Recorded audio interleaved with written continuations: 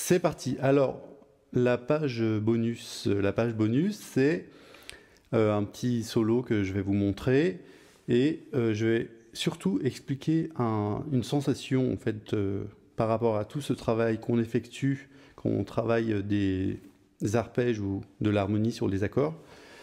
En fait, on apprend à son corps à enregistrer de l'information. C'est la mémoire musculaire. Et pour ça, on va créer des espèces de petites phrases.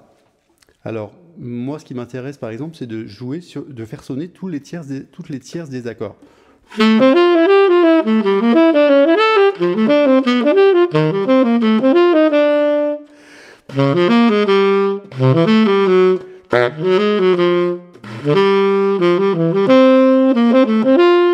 Voilà. Donc là, je m'entraîne à faire sonner les tierces de chaque accord.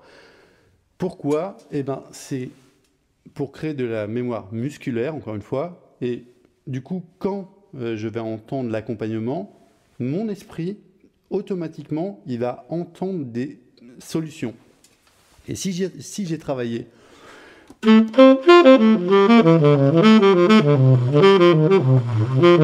alors il va pouvoir l'utiliser dans un solo. Et ce qui est intéressant, c'est que si on transforme les données qu'on travaille en son, alors le son il va être plus disponible, il va être plus malléable. C'est-à-dire qu'on ne va pas toujours jouer directement sur le premier temps. 1, 2, 3, 4.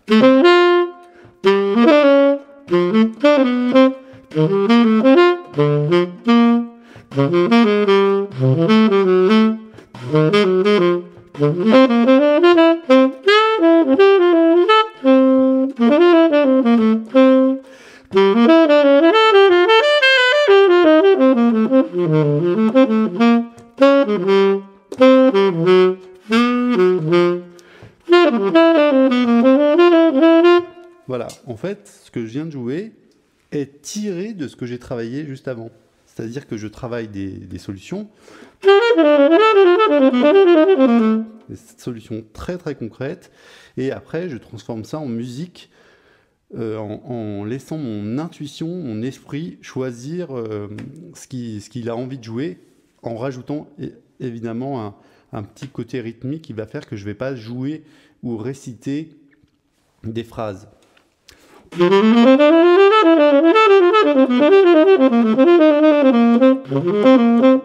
Alors, si je fais ça, je joue vraiment que des croches, mais quand même, ça sonne super bien, quoi. Mais après, j'ai le choix, avec la même phrase, de jouer différemment. 3, 4.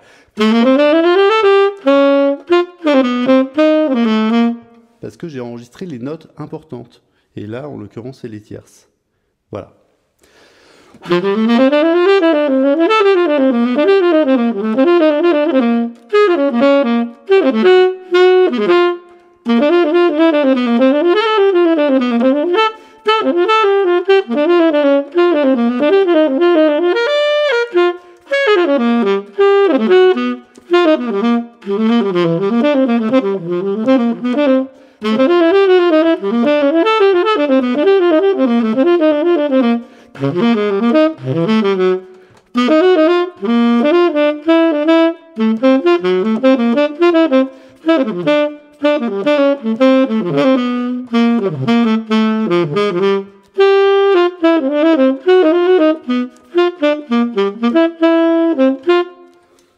Et cette couleur-là, la couleur que j'utilise, c'est vraiment ce que j'appelle les phrases magiques.